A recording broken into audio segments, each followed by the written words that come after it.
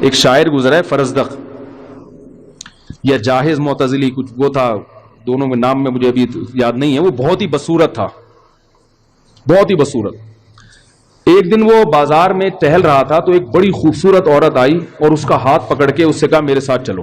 یہ بڑا خوش ہو گیا کہ مجھے تو دنیا میں کوئی کبھی پوچھتا ہی نہیں ہے، میری شکل اتنی خراب ہے، آج اتنی خوبصورت عورت مجھے لے کے جا رہی ہے. یہ چل پڑا اس کے ساتھ. تو ایک تصویر کی دکان پہ گئی اور دکان والے سے بولا ایسا، یہ کہہ کے واپس آ گئی.